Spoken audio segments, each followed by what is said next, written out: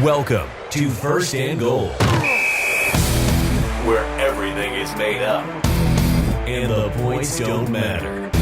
Get ready for the latest and hottest topics in the SML. Let's get started. Here's your host, Mad Bomber.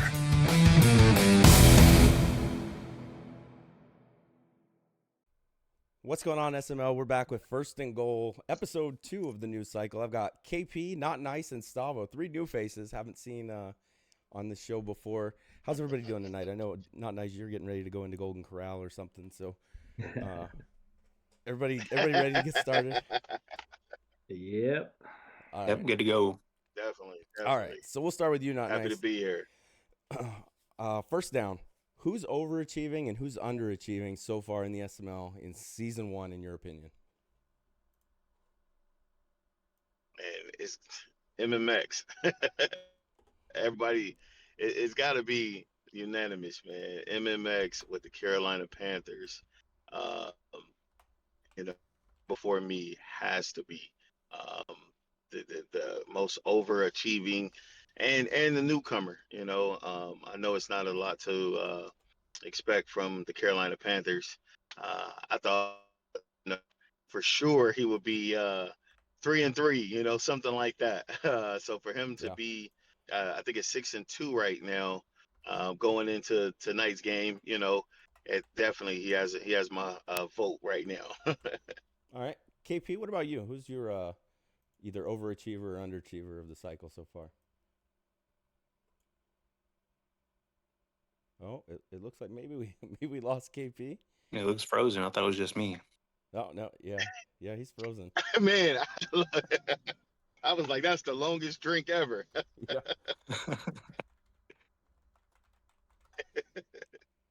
All right, we'll skip him. We'll go to Stavo. He said his internet just dropped. So we'll go to Stavo. Yeah, my overachiever will have to be, I was going to say Trick. Trick's doing good over there with the Jets. I don't think anybody expected him to be, 5-2 or so? 6-2, I think. So he'll be my overachiever. And then for my underachiever, it's got to be Damon. He's got his team that he wanted, the Packers. Not off to a good start, and he doesn't have his 2 first, so bad team to not be off to a good start with. Yeah, absolutely. All right, we got KP back. KP, underachiever or overachiever? I'm going to go underachiever, and I'm actually going to say Dan is underachieving. I know his record looks pretty good, but his stats are disgusting. He's not scoring well. He's not getting sacks. If you're watching him on offense, I don't know if he's tunnel visioning, but it doesn't look like the Dan you expect. Maybe he's just not in the rhythm of the new Madden yet. Maybe it is CJ Stroud, but I mean, he took a pretty good team and he seems to be in a dogfight every single game. Yeah, and I mean, he even said something about he's only got 3 or 4 touchdown passes. So he's not exactly tearing it up. All right. Yeah, I think I was looking, and it's only been like 2 games where he scored 2 touchdowns, at least 2 touchdowns. So he's struggling. Yeah, for taking the Texans, I would have thought offense wouldn't have been the problem. Right. Yeah. All right, so second down. Sure. We had to change this topic because the topics were written a little early, but now we're through 8 games, and now it's even worse than it was before. Before it was through 6 games, there was like 3 guys with six or more sacks. Now we're through 8 games, and there's 2 guys with 7 sacks. Do you think pass rush is good where it is, or do you think it needs to be stronger or weaker? And we'll start with you, KP. So I was looking at the team stats for sacks, and there's only 2 teams that are averaging more than 2 sacks per game, and there are 13 teams that are getting less than 1 sack per game. And if you look at the NFL, it's on average about 2 sacks per game, and so we're a little bit on the low end. We're close to about average, but with how dynamic offense seems to be this Madden, having a little bit stronger pass rush might be something that separates the wheat from the chaff, and I'd like to maybe see it a little bit higher, but I don't think it's terrible right now. All right. Not Nice. We'll go to you. Man, I was kind of biased on this one. It seems like the teams that have a decent pass rush are sacking me. I think that I'm the one that's getting a good average. Honestly, what I've seen, because I can't get on quarterback for nothing this year. And I want to say that is due to just my 80 overall D lineman. And I have low 70 overall lineman. So when I'm playing, I'm like, you know what? The pressure that's getting on me, I feel that it is adequate for what I have. Now, when I played, I just played CC, and his guys are just bull rushing my guys. So for me, having a low rated team and a low rated line, the pass rush definitely gets in. So it's not, if I had a line maybe in the mid 80s, that wouldn't happen. So I feel for low rated teams or low rated lines is adequate for what I have. Um, but that's just me. I'm talking on the inside, looking out. Yeah. So pass rush feels good to me. But for the other teams that's higher, it probably could be bumped up a little bit. All right, Stavo, what do you think? I think we're in a good spot. I think I've tried to run some longer developing plays that I used to run last cycle, and I don't have time to throw it off. So I think the pass rush does get there faster. But my team, myself, like I have the two rookies. They have like one sack each. I think Damon said that Micah barely got his first sack or so. So Yeah. I think they're getting there's also a lot of throwing it away, scrambling and throwing the ball away. But I think we're in a good spot. I think there's some just random O line whiffs that cause some sacks, but Yeah. other than that, I think we're in a good spot. Maybe a little buff in the pass rush, but not too bad. Yeah, I think if nothing else, just don't knock it down, which seems to be what Yeah. they tend to do as the year goes on. Yeah, definitely. All right, talking about things that they changed. One of the big changes this year was weather. Um, I know I've had two rain games. I think I saw one monsoon game. I think that was Straw. Maybe was playing in one. Maybe saw another one yesterday. I don't remember who it was, but we'll start with you, Stavo. What do you think about the weather and how do you feel about the bad weather games so far, if you've even had any? I haven't had any. It's early in the season, not too many bad weather games, I guess, and Atlanta plays in a dome, so Yeah. I haven't played any. But I did watch some, and I did. I even saw, I think, a user was trying to cover the running back out of the backfield, and he slipped on a rain game. So it's cool that realistic slipping and stuff like that happens, but I haven't really experienced that at all. So Okay. Um, KP, we'll go to you next. What do you think about the weather games? So I also haven't played a rain game, but one of the things that with us, obviously, we're playing a video game, and as someone who likes to be competitive and likes the chess aspect of playing Madden, I make an adjustment, my opponent makes an adjustment to that.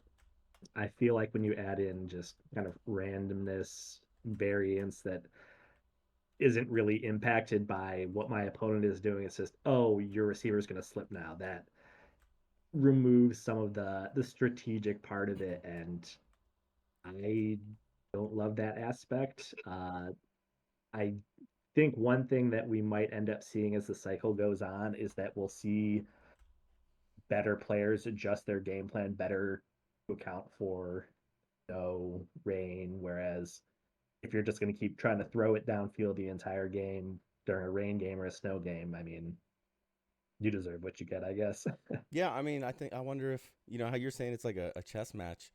What if the guys that don't play in the domes, like Stavo's playing in Atlanta, so he's not going to get many weather games, but a guy like Damon playing in Green Bay is going to be very used to bad weather, and maybe that gives those guys an advantage in those types of games. So it's sort of like a chess match, I guess, where you know you have an Right, advantage because you're so used to playing in it. But what do you think, right. Nice? You know, I agree with everybody. Honestly, I played one, and it was light rain. It was forecast heavy rain. It was against Grim, um, and it didn't. That light rain didn't affect the passing, and running as I've seen this year happen. But to that effect, I'm in the dome. I'm not going to know how to play, other than what I'm used to playing in a dome. But I think as they adjust, playing out in the elements, especially Grim with Buffalo and getting that snow, I know he'll play to that advantage. Where uh, guys like us, that's in the dome won't have that ability to even have maybe not this season or maybe even next. So that definitely will play a factor into your game planning and things like that. We'll probably be scared to throw it, for the overthrows or just Yeah. say no north, just north and south, no east and west running. Yeah, and it's funny. I didn't even realize it, but somebody could have told me that not a single one of you guys aren't in a dome. Everyone's in a dome, and it's okay. Maybe I should have saved that question. All right, so fourth down on the last topic. We kind of hit on this earlier. Not nice. You brought up MMX being, one of the guys that's overachieving. You think? So right now there's some new guys at the top. Straw, we've kind of seen him at the top before. Down cycle, he's back up there with the Bengals. MMX with Carolina. Raider fan with the Raiders. How many of these guys, or which ones of these three, do you think are for real? And which ones are kind of just a product of it being maybe early in the cycle and it just kind of fits their play style?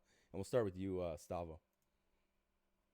Yeah, I think Straw is for real. I think he had a real bad cycle last cycle, and he realized that, and he put in the hours. He had I don't know how many games before the cycle even started, so he's got Stephie Lee that looks to be back. So I think he's for real. And then MMX joined late last cycle, Yeah. 2 seasons or so. So we don't really know too much about him. And Alex Raider fan, he had the first seed couple seasons last cycle, and then he missed playoffs a couple seasons as well. So he's kind of inconsistent, but I think he's got the talent to have the record he has now. So, but I think it's still early for everyone. I think everyone's still trying to figure the game out. So maybe we'll take this season to everyone get accustomed, see what works for them, and then we'll have a better idea of who's really good and who's falling off next season or the third season. All right, not nice. What do you think? I'm gonna piggyback off of Stavo. Honestly, I joined late, and everybody talked about Straw and how bad it was. So to see him doing, what he's doing this year, I will go with him. MMX, I think he has the best opportunity to keep it going with the division. Me being dead ass last, excuse my language, but he has um, the ability to keep that momentum going throughout this season at least. So I would tip my hat to him, but I think I will go with Straw as being through this whole cycle one of the top teams. All right. And KP, we saved you for last. What do you think? Go ahead and shit on So somebody. I mean, it's hard to disagree with either of their takes on Straw. I mean, even doing the mock drafts leading up to the season, I think everyone kind of wanted to see Straw with the Bengals Yeah. and Joe Burrow, and I had a pretty good feeling that he was going to do pretty well with them, and he's essentially performing how we expected him to. Alex, I was looking at some of the stats, and so I played him, and I don't know if it's because he's got Geno Smith at quarterback. It seemed like he was afraid to throw the ball downfield a little bit, and so I'm gonna say this as a challenge, to Alex, and for his opponents. I set my zone depth at 5 yards, and his offense slowed down considerably. Uh, so Alex throw it downfield a little bit more. Alex's opponents, there's a free adjustment for you.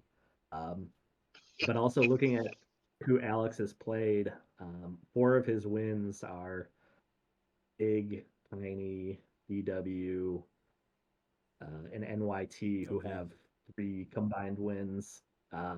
So he might see some regression, but I think he's a talented player, and the Raiders are a team that they have some good long term pieces, but I don't know that they're there right now. And so the fact that he's even doing his record is what it is right now is pretty solid. All right. Yeah, you could have just said he hasn't played anybody good, but you tried to play it nice. That's fine. So at the end of the game, we've got Stavo with 48, Not Nice with 54, KP with 54. I don't know if any of you guys have seen any old episodes, but we used to have QBStud on here, and he would never win. And KP, you look the closest to QBStud, so I'm going to give you 1 point, just so that you can win, and QBStud once again doesn't win. So these 10 seconds are all yours. You can say whatever you want to the league. 10 seconds for me. Yep. It's been a fun cycle so far. All right, so that's time's up. You used your 10 seconds. All right. Well, thanks for being on, guys. Thanks for watching SML, and until next time, this has been First and Goal. Thanks for listening to First and Goal.